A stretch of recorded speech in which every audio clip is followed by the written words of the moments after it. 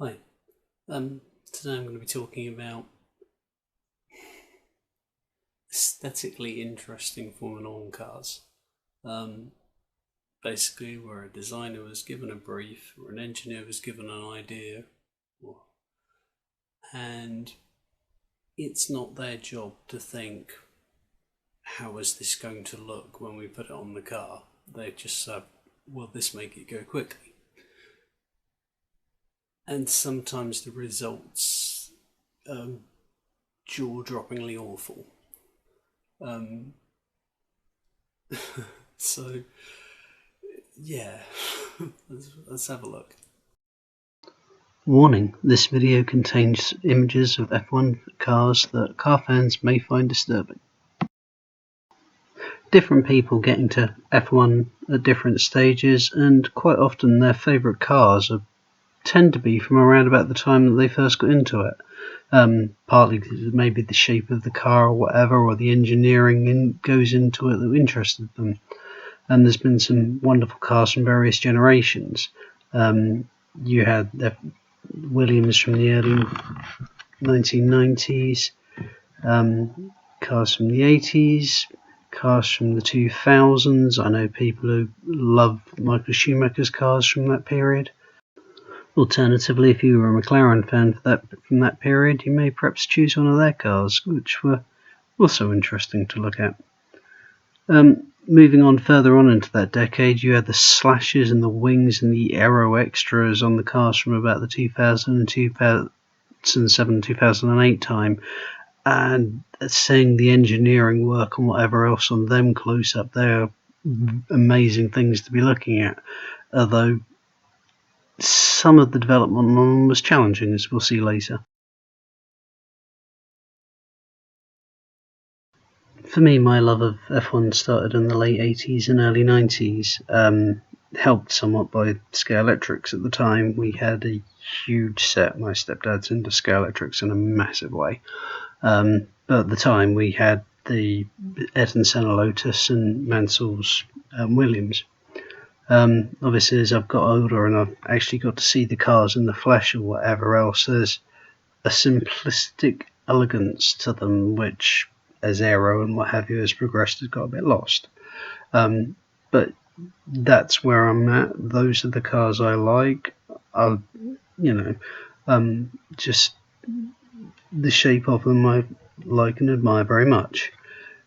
However, earlier on in the decade, there were some things going on in F1 which meant that the designs were perhaps more challenging.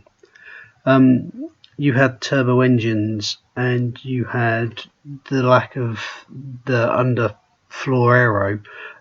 When these things, to balance out against them, some designers took interesting ideas. The six-wheeled Williams is a great example of that, where they had the Cosworth power unit and had to try and come up with some way of countering it, and unfortunately it got banned.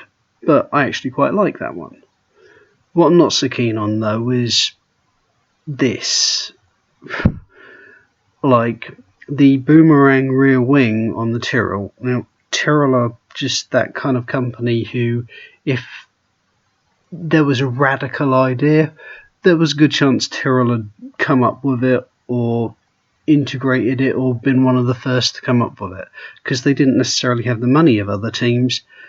They sometimes went crazy in trying to find other ways of getting results, which led to some interesting designs. I don't really want to get too harsh on the cars from the 50s, because for the most part they were just re-engineered pre-war cars running the 1.5 litre category, which is why Alfa was so dominant at the start of it, because in the 1.5 litre class they'd been the strongest pre-war. As designs came along from the Ferrari, the Maserati, I like them cars a lot.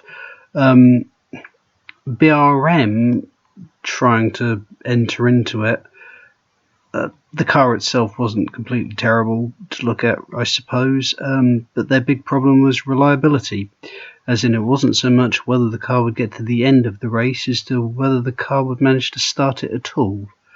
But by the end of the decade, they'd progressed to rear engines, and There's no absolute shockers that I've seen from that period, but the cars in the early 2000s are mostly liked quite a lot. But there was always an exception, and the walrus-faced Williams was that exception. They changed the car halfway through the year to a more conventional nose. I have actually seen people say that they quite like this one, and I suppose it is different. But when you're chasing down Ferrari with Michael Schumacher at their height, I suppose you have to try all different types of things, but that one didn't work. The Honda, what I was saying about the late 2007, 2008 time and having to push the boundaries of aero and winglets and flaps and slashes, and the Honda is an exercise in what happens when that all goes wrong and doesn't really work. Honestly, it just looks hideous. The 60s is a time for discovery, as teams, most notably Lotus, got in with experimenting with aerodynamics and things. This led in the late 60s to playing around with wings and the introduction of high wings. On this particular model, I've got the McLaren in the picture, it was referred to as guillotine wings. On that car, it lasted all of about a session before it got banned after the wings on the Lotus had collapsed previously. It's not so much an ugly car, but its reputation as dangerous kind of precedes it. In the 1990s, Tyrrell's best days were very much behind them, but their engineering creativity and trying to come up with solutions to help keep them at least racing never really left them, and the ideas that had created boomerang wings and six-wheeled cars and all the other great developments we'd seen from them in the past came to the fore again when they developed the X-Wings, which saw them increase in competitiveness. Unfortunately, all the other teams, seeing this increase in competitive, then decided to put them on the cars themselves. So that completely ruled out the advantage, and they were deemed incredibly dangerous. And as was similar with the high wings of the 1960s, they would soon be banned as well.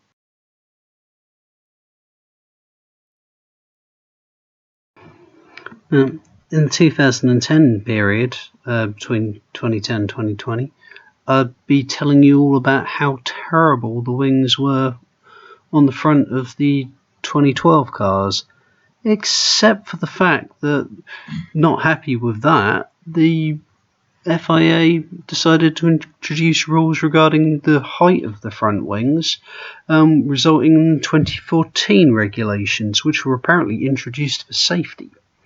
So, yeah, jokes were made about weaponizing Pastor Maldonado's Lotus and it being based loosely on a forklift truck. And it doesn't really work. Designers' concerns were completely around having been used to a high wing concept and the way the air flowed underneath it, how to create the same effect with the low wings, and that meant any number of solutions, from the double point on the front of the Lotus through to the vacuum cleaner noses on the Ferrari and the Mercedes, through to what looked like accessories from adult catalogues. The Toro Rosso, in my opinion, being the worst of them. And then you see that. It was a terrible, terrible period for car design. Thankfully, they changed the regulations after 2014 to try and prevent. The ruling basically consisted of, we're going to introduce a rule so we don't end up with the noses like we had that year because they're horrible. That was 2014, which was one of the worst years in Formula One for cars. The 1970s was a fantastic period of freedom in car design. It led to the Renault turbo engines, it led to the six-wheel Tyrrell, it led to ground effect. You had multiple different teams winning championships during that period. It's looked back with a lot of love. Also you had the fan engine from the Brabham as well. Just so much freedom and expression and design. Brilliant. However, it is also known as the decade that fashion forgot. When I've looked at lists online, there's a Daily Telegraph list of like the 20 ugliest cars of all time, and when I've been speaking to people on Twitter about it, the list is absolutely dominated by cars from the 70s, whether it's the various Arrows of that period, the ATS, which is not exactly a looker, March 711, and various iterations of it, like this thing, which has to go down as one of the most bizarre cars ever. Quite what's going on with that mirror, I don't know. But yeah. And then there's this, which at least 3 people on Twitter told me was the most hideous car of all time, which basically looks like someone stuck a stepladder to the front of it. Yeah, I don't know either. Now, I've been having fun with this, going through here and insulting all these car designs, but I should point out, all of these designs, and the engineering that went into them, have all come from the minds of people who are trained engineers. There is solid science and engineering practices and knowledge going into all these ideas. So there's some foundation for it. People haven't just come up with these bizarre looking things because they thought it might be a bit of a laugh. That said, this is an example of my last one that I'm going to look at. Yeah, it's a solid engineering, solid design ideas, so I can get why it might look bizarre. I also appreciate that it's French, so blue has to come into the colour somewhere because it's the colour of blue French French cars and racing. What I don't get though is why on earth, when they were coming up with the design and the aesthetic look of it and how it was going to be, they thought on their 70s equivalent of whatever a design mood board might be. I'm not quite sure why they thought a Smurf would be a good idea for a design of a car. Smurf? Ligier JS5. Well, that's it from me for today, guys. If you've liked the video, then please like it. If you thought anything I do is worth watching, then please subscribe. Let's say it's all a learning curve. I'm still working all this out, but it's fun in the meantime. Thank you very much for watching, and bye-bye.